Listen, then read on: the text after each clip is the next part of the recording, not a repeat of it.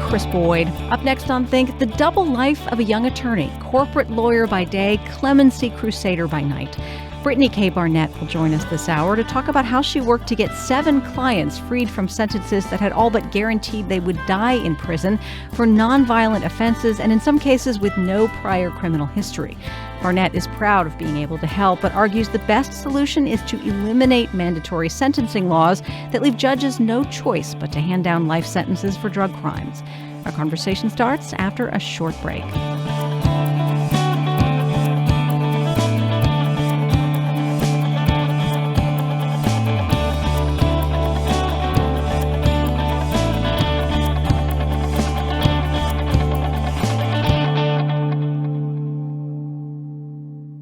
Funding for the Think podcast comes from the UT Dallas Jindal School of Management Global Leadership MBA, ranked number 1 for Best Online MBA by CEO Magazine. Spring 2021 semester applications are open. Details at glemba.utdallas.edu. Funding for Think comes from the University of Texas at Dallas, celebrating 50 years and ranked first among Texas public universities for value by Forbes. More information at utdallas.edu/bright. UT Dallas, moving at the speed of bright.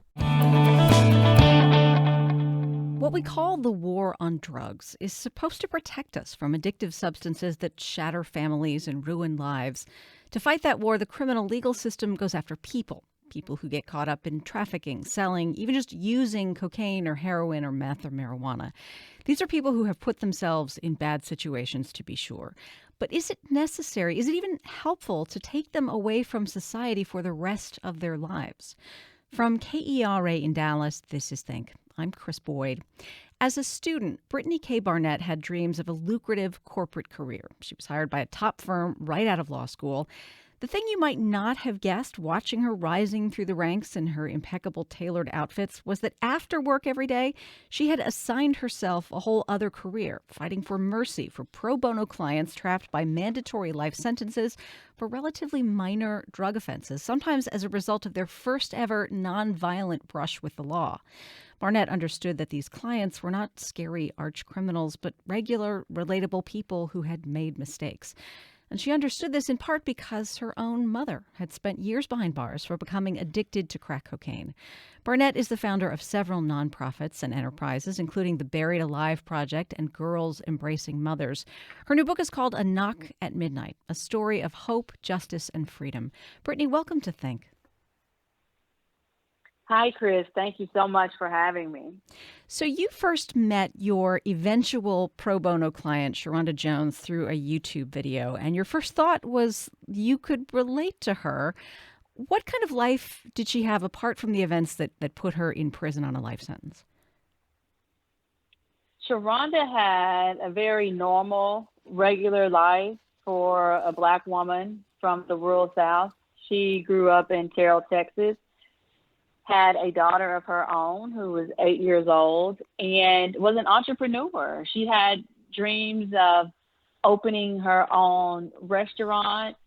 She had actually opened a small restaurant in Dallas on Lamar Street called Cooking on Lamar, and she had dreams of expanding the restaurant. Before then, she owned her own hair salon and was truly known, for her impeccable hairstyling.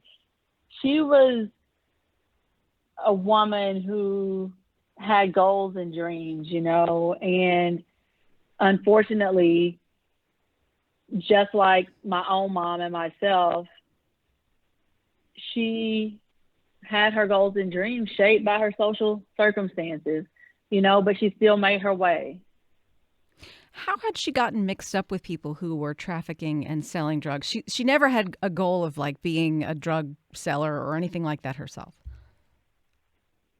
She did not have a goal of being a drug dealer. She needed money, and there was a couple that she knew who was looking for drugs.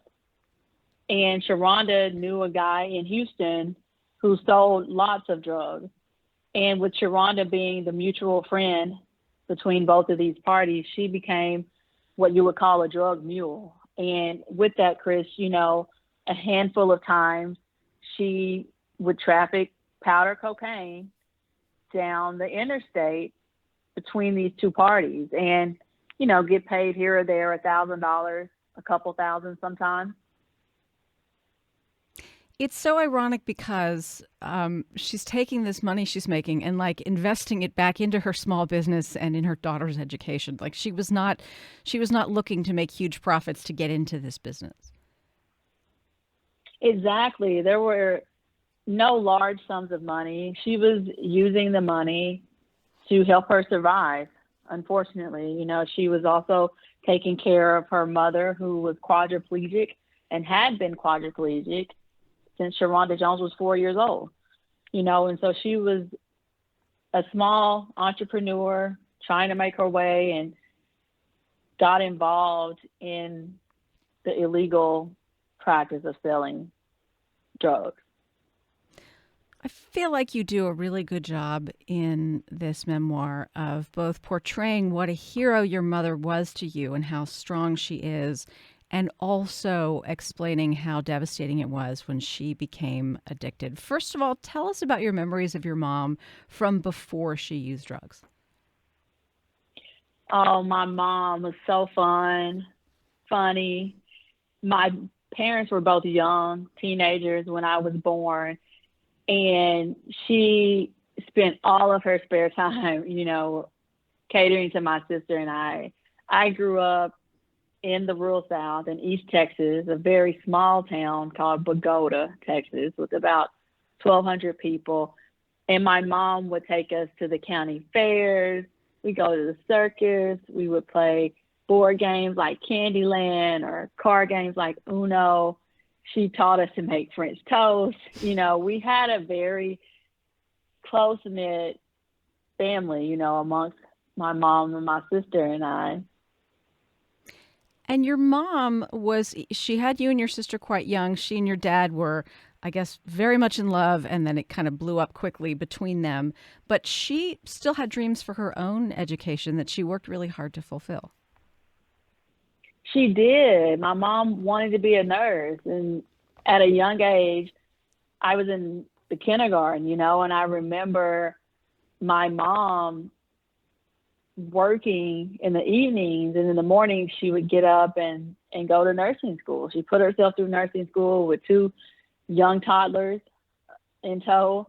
I remember mornings of her dropping us off at daycare before the sun was even out so that she could make her classes in time. And then with her working in the evenings, we didn't really have reliable transportation at the time. And I remember my grandfather, who lived right down the street, would drop his truck off at the end of our driveway on his way home from work, and he would walk the rest of the way home just so my mom could have transportation to fulfill her dreams. And so she was definitely our hero. Sounds like she didn't get a lot of breaks during that time. She didn't. How old were you when you first found a crack pipe in her pocket? I was 10, a very tender 10-year-old girl. Did you know what it was? You know what, Chris? Strangely enough, I did. Growing up as an 80s baby, this is the mid-90s by now, and drug culture was all around us, whether it was through the Just Say No programs like DARE, or through pop culture and TV, movies like New Jack City.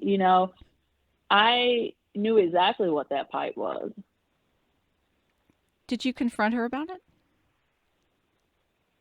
I did not. I didn't confront her about it. One, because I was only 10. Yeah. But two, once I realized what was happening and that my mom was using crack cocaine, at 10, I wanted to fix her, and as a child, wanting to fix their parents because we see disaster unfolding in our little bitty arms length away, and not realizing at the time that I can't fix her and it's not my burden to fix her. So your mom's husband at the time, who seems like a really good guy, finally realizes she needs rehab, and you and your sister are sent to live with your dad and his family, who were wonderful to you. This thought, though, I mean, I just can't even imagine the pain you had when you felt at 10 like you were somehow abandoning your mom who needed you, even though you couldn't possibly have had the power to fix her. Yeah, and it's looking back in hindsight, it's illogical, right? To think that. But at 10, there's just something there when your parent is falling, your hero's on ground zero, and you don't realize your brain can't process the fact that you can't fix them. And so leaving my mom, was hard. It was hard. So rehab didn't last for her, not that first time. What was it like when your mother was high? Like, how did things change in your house? It was like an emotional roller coaster. Like, I remember the mood swings from very mellow to angry. I remember her sleeping a lot, the late night arguments between my mom and stepdad, her beginning to miss work. The changes were subtle at first, and then it seemed like our world was overturned overnight. Were you afraid of her? As her addiction got worse. I was afraid of the person she had become. And the fear was because you didn't know what to expect. There's one thing about addiction, and it's that it impacts the entire family, and there were times I can definitely say I was in fear of not knowing what to expect. I gather also living in a small town, there's the fear of like, everyone's going to know that my mom is addicted. Exactly. That's so true. There's, my small piece of rural Texas where everybody knows everybody. That means everybody knows everybody's business, or at least think they do. And so there was always a fear of people finding out, and that stigma.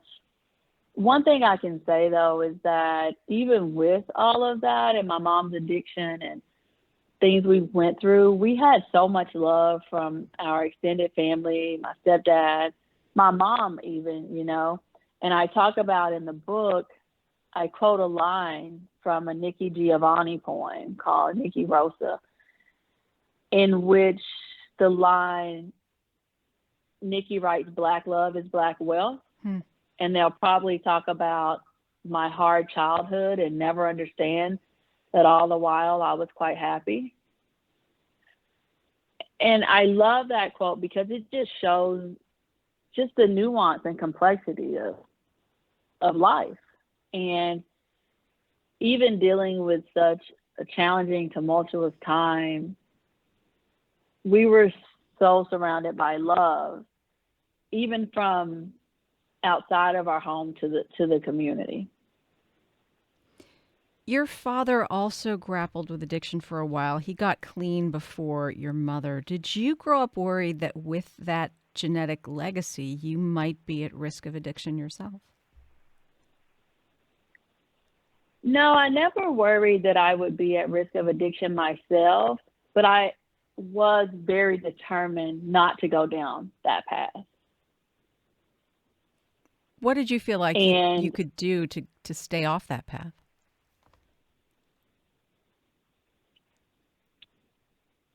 I think I internalized the notion of succeeding academically. That success would help me stay off that path.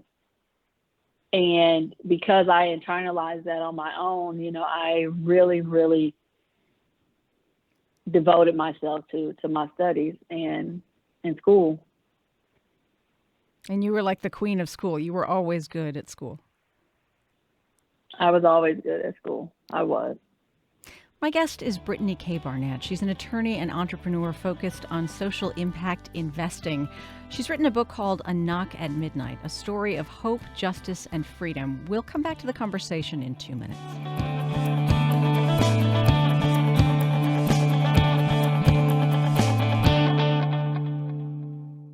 Funding for Think comes from TCU, where faculty do research for the greater good, like Professor Dean Williams, who uses genetic mapping to help save the horned lizard from extinction. TCU, lead on. You're listening to Think. I'm Chris Boyd, speaking this hour with attorney and entrepreneur Brittany K. Barnett. She secured executive clemency from President Barack Obama for a number of her pro bono clients. Her new book is called A Knock at Midnight, a story of hope, justice, and freedom. Brittany, if I understand correctly, your mother's only crime was continuing to be addicted to drugs and buy and use them. She never hurt anyone. Is that right? That's right. My mother caught a case out of Red River County, and she was totally high. It was drug induced. She was placed on probation, and she could not comply with the conditions of her probation, specifically as it related to drug testing. And my mother failed her drug test over and over again. She received more probation. She continued to fail her drug test. And ultimately, at one of the violations, she was sentenced to prison. Instead of the treatment that she desperately needed, my mom was incarcerated. What do you remember about visiting her in prison? Oh, Chris. When one person goes to prison, the entire family goes to prison. I just remember how humanizing the entire experience was. There was one time, I will never forget this. It was my first visit with her in prison. And I have had extended family members go to prison, but there's something about it when it's your mama. It's a primal wound. And I remember going to visit her in Gatesville, Texas, and I had never been to a prison before. And I just was so excited to have a contact visit and hug my mama. I wanted to smell her and could not wait to get to her, because even with all we endured, my love for my mama is unconditional. And I get to the prison and I go through the metal detector and I look around the prison visitation room at the other women and their families hugging and laughing. And I don't see my mom. And because she hadn't been at the prison for 60 days, we did not get a contact visit. I had to visit her through the glass and talk to her through phone. And, oh, Chris, when I tell you, there is something so deceptive about that 3-inch plexiglass at a prison where you are so close to your loved one, but it feels like you're on different planets. And that plexiglass was such a barrier to my maternal bond with my mama, and it prevented the hug I wanted. It prevented the kiss I needed, and so we had to make do. And I remember her putting her hand up to the glass and me putting my forehead there. And the memory that stuck with me the most through that, Chris, is a little pair of tiny lip prints that I saw on that plexiglass, where some other child had tried to reach their mama before me. And that is such a vivid memory that even though it was 14 years ago, I will never forget it. So you, as a kid, watched The Cosby Show or maybe reruns of The Cosby Show, and you thought, wow, Claire Huxtable is awesome. She's a Black woman. She's a lawyer. She's got it all together. How had that dream of being a lawyer faded for you by the time you started your undergraduate education? By the time I was in high school, I think it was. I had lost sight of my lawyer dreams. Like you said, I had always wanted to be a lawyer. I adored Claire Huxtable. But I think in hindsight, and especially as I was writing the book, that I lost sight of that dream mostly because there were no lawyers in my rural East Texas community, let alone Black women lawyers, for me to look up to.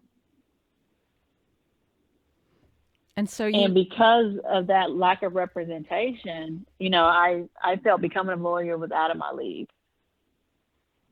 So you became an accountant first. What made you think you wanted to go back and do this thing? I mean, you were out of college. You could have been done, but it just, I guess, kept gnawing at you, this dream you had. Yes, it was always a dream that, though I lost sight of it, I was always holding on to the grip, even in my peripheral vision, if you will. And I was studying for the CPA exam. I got a bachelor's and master's in accounting, and I was going to take the exam for Texas to be a certified public accountant. And one of my mentors, I was borrowing his books to study because I didn't have a lot of money. My mom was in prison at the time. And I remember just seeing what he would say, hey, I'm thinking about going to law school. And he said, oh, you should definitely go to law school. I'm going to be starting at SMU Dedman School of Law in the fall. And here was someone who was my peer, had been a mentor for me. He was an accountant. And I remember being so happy for him, but also thinking, wait a minute. Now, if he can go to law school, I know I can go to law school. And from that moment on, from that representation, that proximity, I set my sights on becoming a lawyer. You had really the foresight to know it would be helpful for you to have a mentor you could relate to. So you talk about how you found a woman who gave you lots of ongoing support. Yeah, so as I mentioned, I didn't know any lawyers. So here I am, an accountant at PricewaterhouseCoopers, working in downtown Dallas. I am wondering, about this law school process and this application process, but I didn't know any lawyers to even give me any guidance on what it was like. And Baker Botts, an international law firm, was located in the same building as my job at PricewaterhouseCoopers. And I remember going to their website, and the first Black woman lawyer I saw, Krista Brown Sanford, I emailed her. And I told her that, I think I apologized initially from this random email from a stranger, but I told her I worked in the same building and I would love to meet her at Starbucks for coffee because I wanted to go to law school and I was in hopes she could give me some guidance. And Krista met me at the Starbucks. She did not hesitate, and she took my hand in that moment at that Starbucks, and she has not let it go since then. Which is really impressive because you describe, just how much work she had, and it taking on that kind of mentorship role is not nothing, and she really wanted to do that for you. She did, and I am so grateful that she did, and because she did, I make it a part of my life, to be able to reach out and reach back and do the same. She devoted a lot of her time to our relationship and helping steer me through the law school application process, through law school, and I am forever grateful for Krista. Okay, so you decided you wanted to go to law school. It wasn't, as I understand it, it wasn't like because my mom went to prison, you just wanted to be an attorney. In fact, you wanted to be like a corporate attorney and make decent money. And but you're still in law school, and people because there weren't a lot of lawyers in your small town, you're like the lawyer that people know, even though you're still in school. Yeah, I wanted to be a corporate lawyer. I wanted the Claire Huxtable power suit, the briefcase. I I was an accountant, and I love business. I love getting intimate with companies, and I just felt practicing corporate law would be a natural gravitation after my accounting experience, and had no interest in criminal law. But people where I grew up, they just hear law school. I don't even think it processes that I'm a student. And I don't think it processes that just because you're a lawyer doesn't mean you know everything about the law, and I started getting a lot of calls from people just wanting help, and all of the help was related to the criminal legal system. So there was a kid that you had known growing up, and his story really, really struck you. Can you talk about him? Yes, Keon Mitchell. He was a childhood friend, I think maybe 2 years older than me. He grew up in Paris, Texas, close to where I'm from. And at the age of 23, he was a college student and was arrested on college campus and charged with federal drug conspiracy. And I remember during that time, he went to trial and he got life. And, we talked about small towns and how everybody feels they know everything. And we knew that Keon was likely involved in drug dealing. But we knew that Keon wasn't involved in drug dealing enough to get a life sentence. We didn't understand it. And looking back, I think it was this initial shock of life for drugs. And then it was like, oh, well, this is rural East Texas justice. And we thought, or I personally thought, that Keon's case was an anomaly. This is something that happens here. We see in courts every day where people here in Paris, Texas and Clarksville, Texas, and they're getting these astronomical sentences. And we thought his case was just tied to that. But in fact, he was affected by federal sentencing laws, right? The judge didn't have a whole lot of leeway in his case. He was, and I learned that once I went to law school and I interned for a federal judge in Houston, in the Southern District of Texas. And I would sit in and observe these drug trials and drug sentencing. And the more that I learned, I really understood that there's a bigger problem here than just East Texas. There's some systemic issues with the law. This is Think. I'm Chris Boyd. All right, so Keon's father had contacted you and said, what can you do?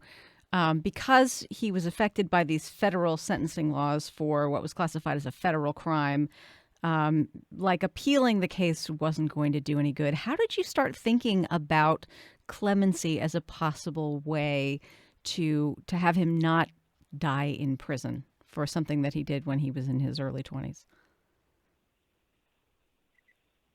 I began to research and just learn more. I took a course at SMU, Stedman School of Law, on critical race theory.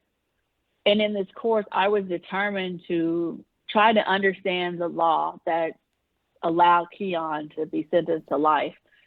And in this course, I also came across the case of Sharonda Jones because I wanted to humanize the issue. I wanted my SMU law classmates to see the heartbeat behind the numbers, to see that these are real people impacted by these laws. And as I worked on Keon's case and Sharonda's, looking for avenues to the court, I found there were none. And I learned through a family friend, honestly, who had been to prison herself and received clemency from President Bill Clinton. I learned what clemency was about and thought, wait a minute, this may be an option for us. Actually, this is the last option for us. Can you explain for those of us without law degrees what clemency actually means? Absolutely. So clemency to me is where justice meets mercy. And it is a power granted exclusively to the president through the Constitution. And there are two forms of clemency. One is a sentence commutation that reduces your sentence, and the other is a pardon that completely forgives you for the offense. So, how do you go about getting this for a client? Oh, I started with Sharonda Jones, and oh, Chris, it was a journey. One, I was a corporate lawyer by then, practicing corporate law, and had no idea about the criminal law other than what I taught myself. And I realized that in this process of where justice meets mercy, the key to me is that heartbeat. How do I present Sharonda Jones as much more than a prisoner number, as much more than a woman who was convicted of a federal drug offense? And in that, I took to really merging my legal experience with my lived experience. And that intersection for me is where my heart lies, to be able to present these cases to the president in a way where he would see and agree with me that justice should meet mercy here. And what I didn't realize at the beginning until I got in the cases further was this is a long process. These cases go through multiple levels of review through the Department of Justice, levels of review through the White House counsel's office before it even makes it to the president's desk. You know, I think some people may think it just goes directly to the president decides, but it is a lengthy process, you know, and I learned through this process that it is definitely just important to keep the faith. My guest is attorney and entrepreneur Brittany K. Barnett. She secured executive clemency from President Barack Obama for a number of clients and is the founder of nonprofits and enterprises, including the Buried Alive Project and Girls Embracing Mothers. Her memoir is called A Knock at Midnight, a story of hope, justice, and freedom.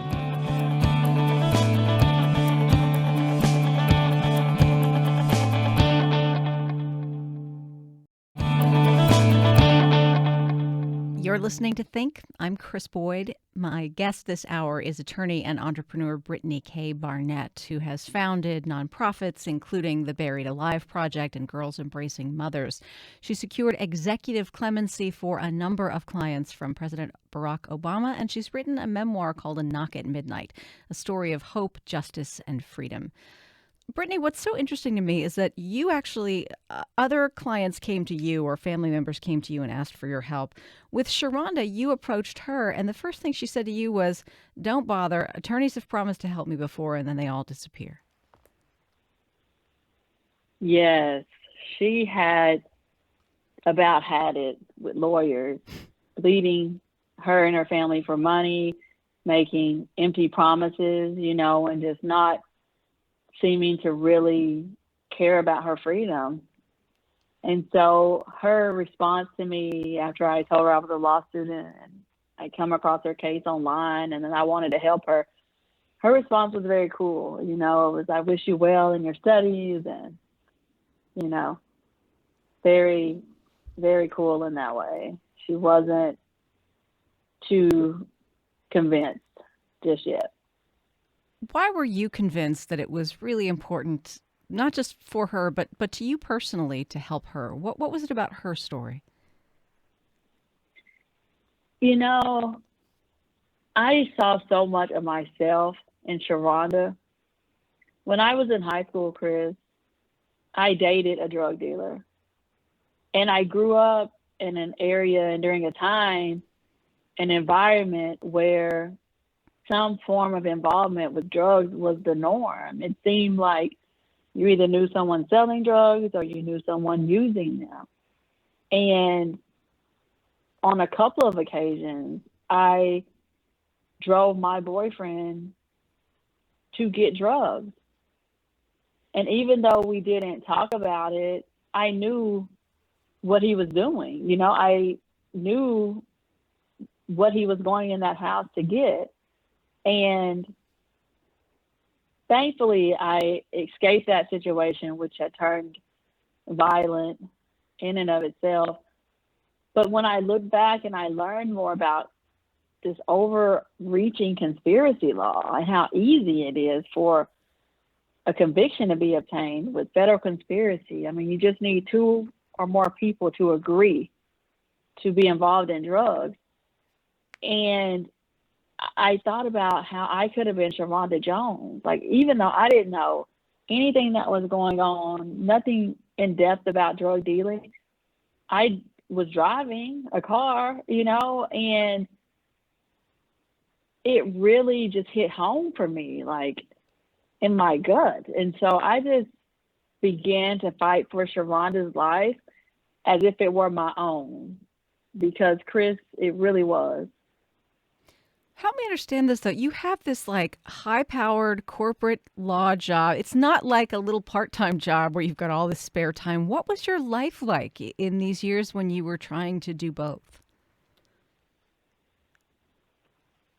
That's all I thought about was getting Sharonda free, getting my other clients free, just how their freedom was so intertwined with my own, it seemed. The law was wrong, completely wrong. And so I wanted to help right this wrong, but I also loved my corporate job. I loved the art of the deal. I loved to be able to be a part of something, so much bigger than myself, and be able to literally transform companies overnight, it seemed, just the excitement of it all. And I just went through the motions of it all. I think, looking back now, I think if I had stopped in the moment to think about it, I would have just dropped all the balls I was juggling, and so I just was moving on this spiritual velocity or inertia, if you will, that I must continue. And, one thing, my grandpa, you mentioned I lived with my grandparents. I'm very close with my grandparents. And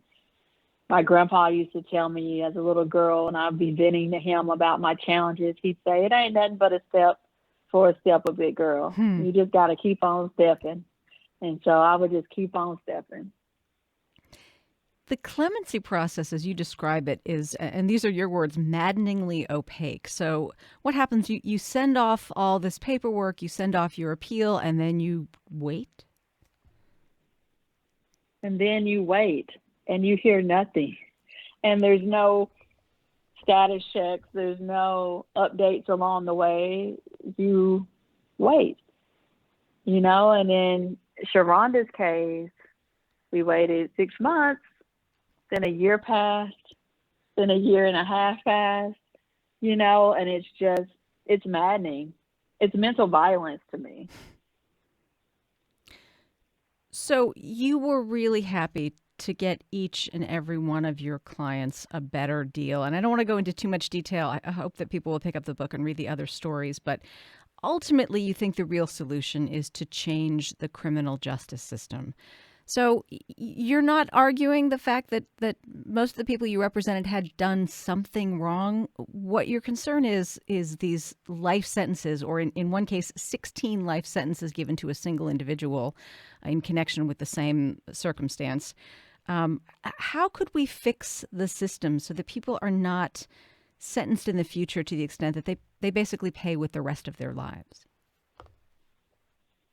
Yeah, as you mentioned, there's no doubt in my clients accept full responsibility that they had some dealings in drugs, but those dealings should not have garnered a fundamental death sentence. You have people like my client, Sharonda Jones. It was her first ever offense, felony or otherwise. Sharonda had never even been in jail for a traffic ticket before. Or my client like Alice Johnson, who was granted clemency from Donald Trump a couple of years ago, also her first offense. And you have people serving the same amount of time as the Unabomber. And I just want people first to sit with that and feel any discomfort that comes from that. And through that, really think of, do I support a criminal legal system that is going to send people like Sharonda to prison for life? And with that, the solution for me is much bigger than reforms here or there, Chris. We have to completely reimagine what justice looks like. And we have to reimagine what justice looks like with a human-centered approach. And to me, that's the starting place for us to come up with real impactful solutions to this problem. Because when I look as a social entrepreneur, it's critical for me to find ways to invest in the genius and ingenuity that I've seen personally trapped in America's cages. And so we have to find ways to help people thrive, not merely survive. And so when we come up and we think of solutions and ways to reimagine the system, I hope that people listening and that read the book will see that the true loss of mass incarceration, it isn't just the lives stolen by injustice. It's the beauty and brilliance that each person incarcerated might have contributed to our world, if their lives hadn't been stolen. And so we have to find a way to end this brutal cycle because our collective future depends on it. And we have to do that through this reimagining process. When you write in the book about the 100-to-1 crack to powder cocaine sentencing laws, are you just using an expression here, or is there literally 100 times as much penalty for dealing crack cocaine as powder cocaine? It is literal. There was a ratio implemented in the 1986 Anti-Drug Abuse Act that punished crack cocaine much more severely than powder cocaine. So the 100-to-1 ratio was born. So, Chris, you could have 500 grams of powder cocaine.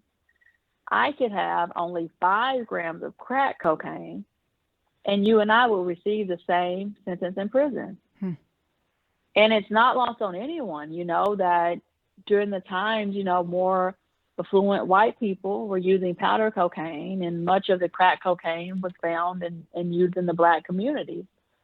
And so this 100-to-1 ratio, as more research was done, became this extremely arbitrary number implemented by Congress, to the extent that it was denounced years later, even by the Sentencing Commission, who found that crack and powder cocaine are just two forms of the same drug. I mean, you can't even have crack without powder. And so they found just how arbitrary and how much racial inequity, bled through that 100-to-1 ratio. This is Think. I'm Chris Boyd. And just to be clear here, and I'm not pro-cocaine in any form, but it's not like crack cocaine is somehow more addictive or more lethal. It's just a different, as you said, a different delivery form of the same drug. Exactly. There were reports way back when that crack was more addictive, it caused more violence. So all of those reports have since been denounced through scientific research. It's just not true. How have your clients done after clemency, reintegrating into a world where even if you've been released from prison, society tends to look at you as like a criminal for life? My clients are adjusting very well. They are working to live their lives in a way that helps to shatter the stigma surrounding incarceration. The same as my mom. She's been home over a decade now and sober and doing amazing, working as a nurse at a drug recovery center of all places, and so they live their lives to show people, this is what freedom looks like. And I'm so empowered by them every single day. Sharonda Jones lives in Dallas, Texas, right down the street from me. She's one of my best friends. We talk every day, and she had this passion for cooking, and she still has it. And I am so honored to say that Sharonda Jones recently purchased a food truck that she's going to call Fed Up. And she is going to hire formerly incarcerated people to work in her food truck. And just to see her cooking and doing what she loves, and spreading so much joy. Freeing clients from prison, it isn't just about their freedom. It's just also about how they'll positively impact the world and each person they encounter. And so watching the ripple effect of my clients' freedom, it puts my heart at such joy. Like, words cannot even begin to touch how elated I am to see them succeeding and, as we say in our group, living life after life. Have you had to turn down anyone who asked for your help seeking clemency or some kind of criminal appeal? Unfortunately, I have many, many times, and it's only because I'm only one person, and we have a nonprofit that we operate through. And if we had more capacity and, resources, financial or otherwise, to hire more lawyers, we could take more cases. But the problem and the issue is so massive, Chris, that one person can't fix it all. You mentioned your client, Alice Johnson, who was granted clemency by President Trump. Has the Trump administration sort of kept up the rate of clemency at a rate similar to President Obama? No, the rate of clemency now is far behind that of President Obama. President Obama had a historic clemency initiative where he was prioritizing clemency cases for people serving time in prison for that 100-to-1 ratio that I mentioned. And President Obama granted more clemencies than any modern day president combined. And we haven't seen that trend during this administration.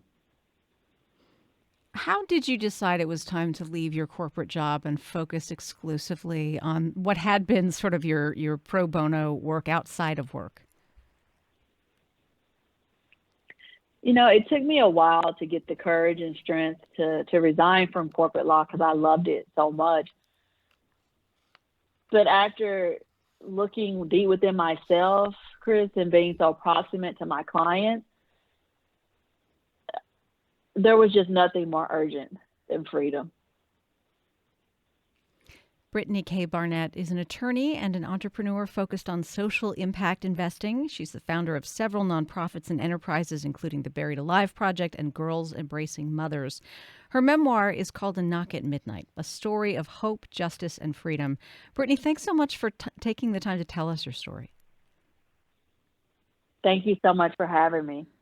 You can like our page on Facebook. We're on Twitter at KERA Think. Subscribe to our podcasts free wherever you get your podcasts by searching for KERA Think, or listen to what you've missed on our website, think.kera.org.